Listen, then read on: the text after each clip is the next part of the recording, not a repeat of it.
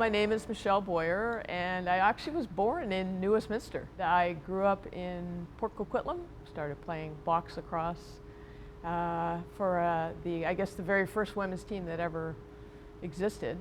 It was the Klipettes. The Klipettes. So the men's team was the Clippers, and we were the Klipettes. Oh. So I started in '71. So yeah, I was in my late teens or early teens, and a friend of mine that I went to school with said, "Hey, we're starting this lacrosse team, and why don't you come out and play?" So I literally, first time I got a stick in my hands, it just felt like it was meant to be there. And I didn't have any equipment or anything, so I borrowed some of my brother's stuff and some of his friends' equipment, and went to my first practice, and it was instant love. I enjoyed every aspect of it, and I just never stopped playing until I was well into my 30s after that. Being a women's team, we always got sort of hand-me-down uniforms, and we played in a lot of outdoor arenas. I used to practice at the lacrosse box in downtown Port Coquitlam, not far from where the courthouse is. I remember I used to go down there every day. I'd do about a 3-mile run, and I'd get to the box all by myself, my stick, a couple of balls, and I used to practice every day for about 2 hours. It was sort of a men's kind of sport or a boys' sport, so not all parents wanted their young daughters playing such a rough and tough game.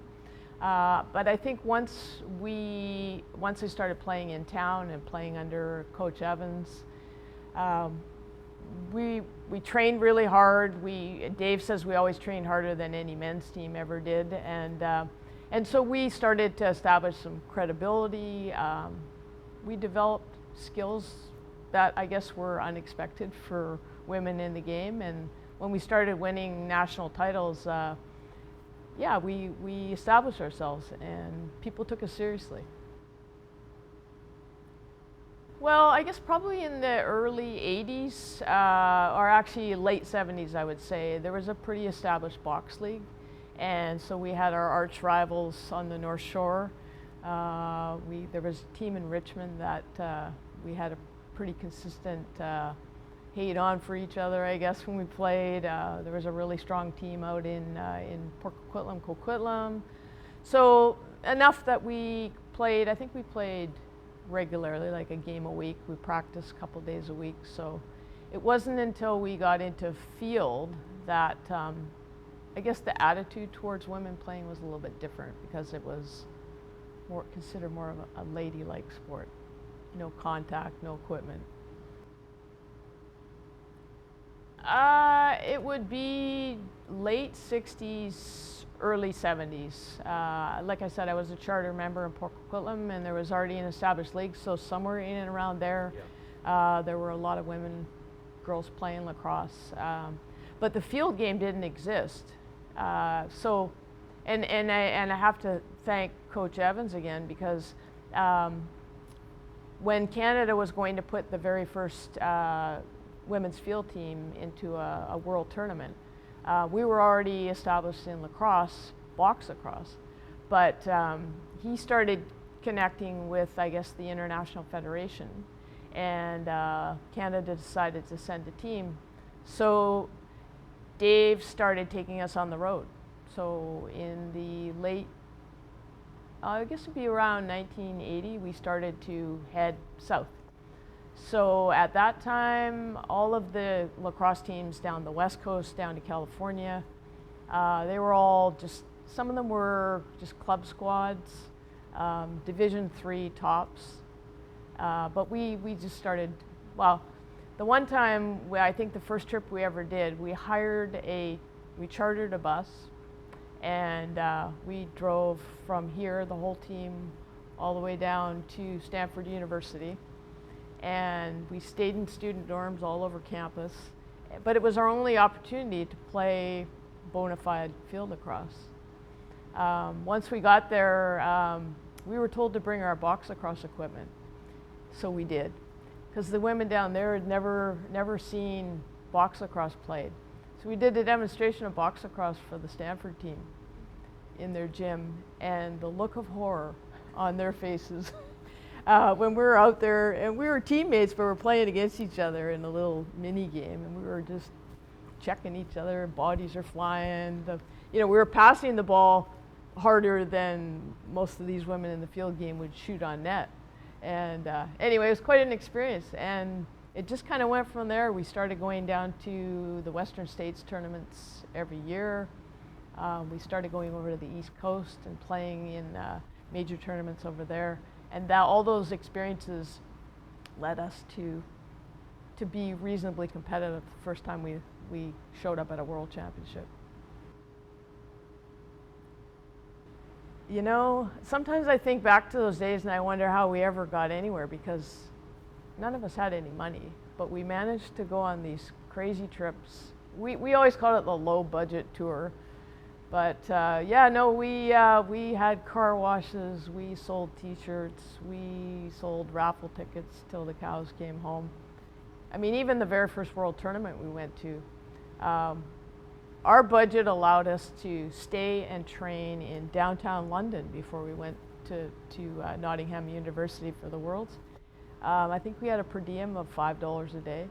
That's all we could afford. But no, we did all these trips. But Dave would often find us summer work, and the criteria always had to be that whenever national championships came along, you had to be able to just quit the job. Some of the trips he took us on, he wasn't very well received, because in the women's field game, there were no men's coaches when we first started playing. It wasn't even allowed. So we went to a tournament. It was a very prestigious tournament on the East Coast called William and Mary Tournament. All the big teams, all the big Div 1 teams showed up for this tournament. And here's Dave, the only male coach. And so it created a bit of a stir.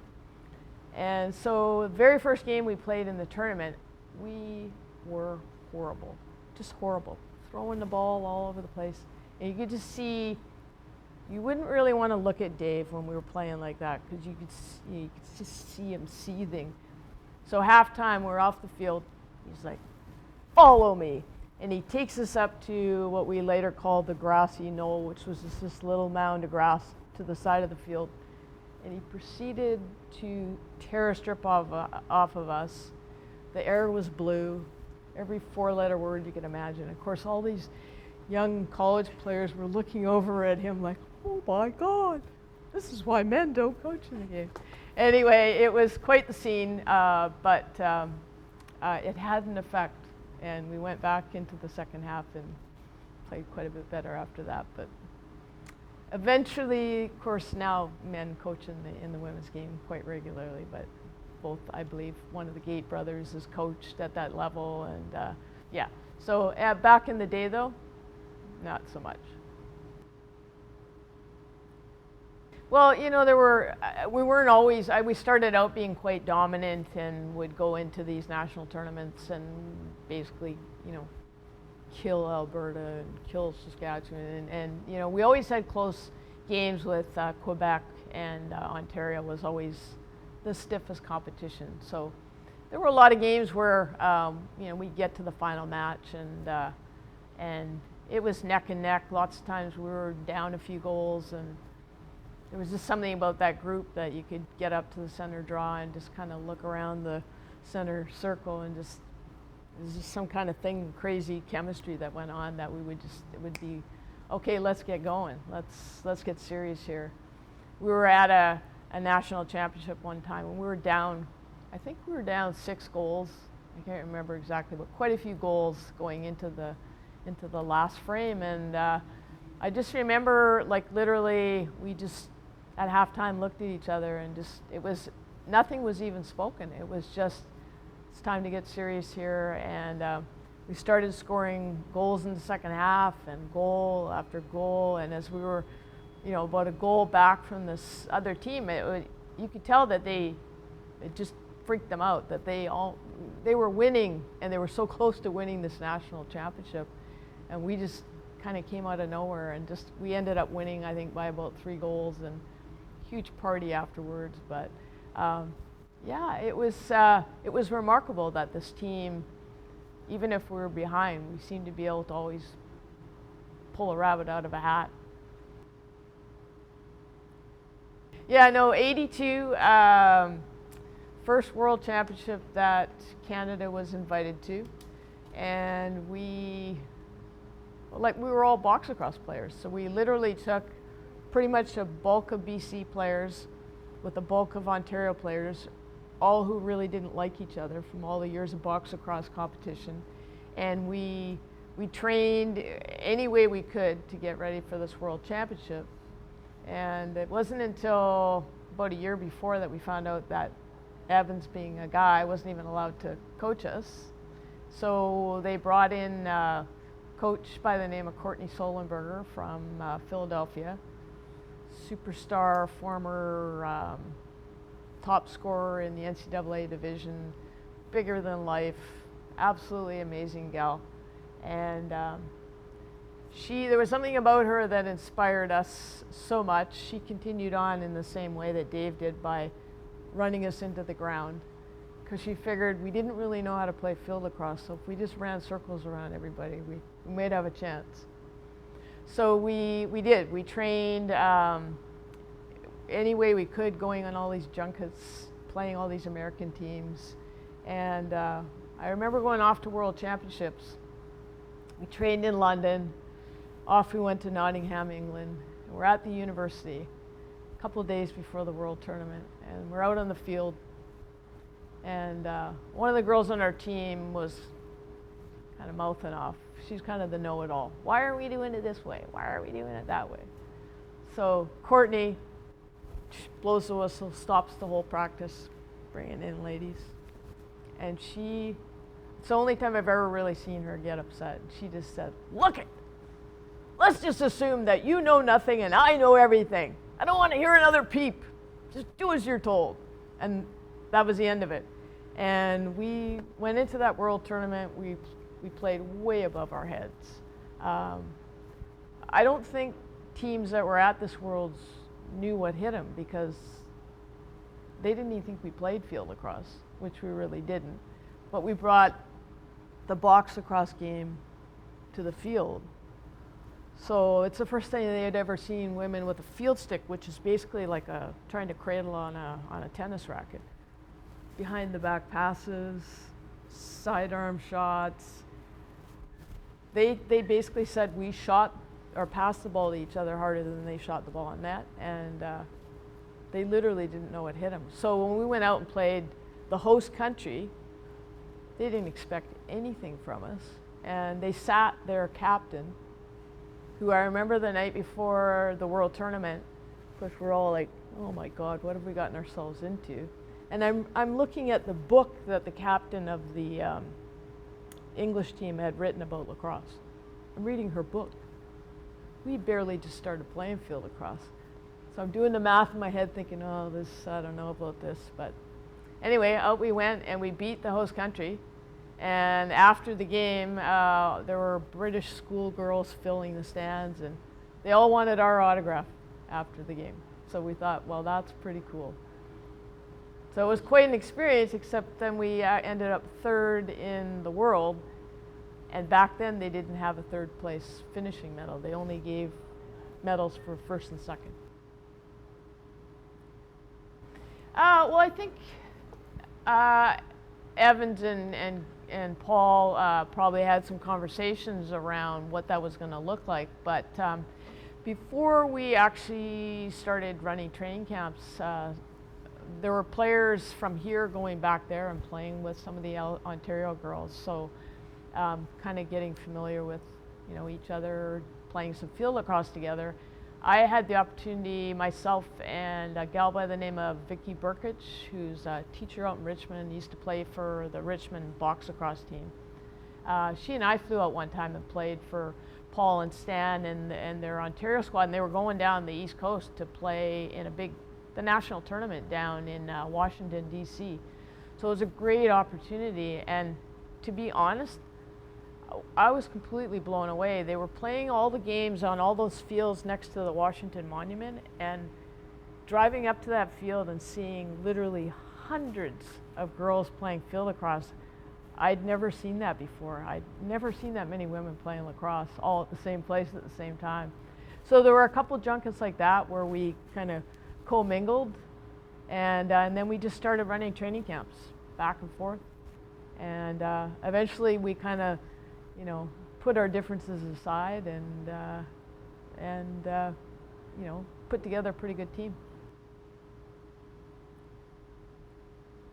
Yeah, the game, you know, has obviously grown a lot since then, but yeah, it was, I think it established us right off the bat that, hey, we had some decent lacrosse players and decent athletes, and I think it sparked things for women here as well, to know that this small group had gone off and played in a world championship and been competitive.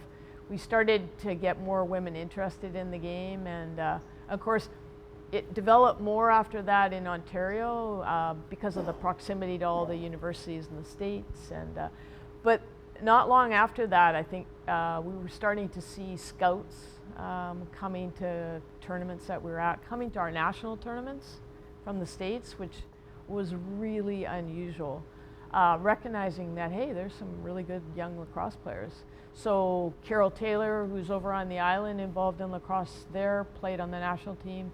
She ended up going to Penn State not long after that World Cup. Of course, Annie Windover, you know, who became a NCAA all-time scorer down at Temple University, and on and on and on. And so, yeah, it's a really neat thing to see women having those opportunities now in this great game. From what I've seen, so I was recently at the Under-19 Worlds in Peterborough this last summer, where Canada placed second. A couple years before that, I went to the Senior Women's Worlds in Oshawa, and I hadn't actually been to a women's game for a lot of years, and I was completely blown away by the skill level, the caliber, just the athleticism.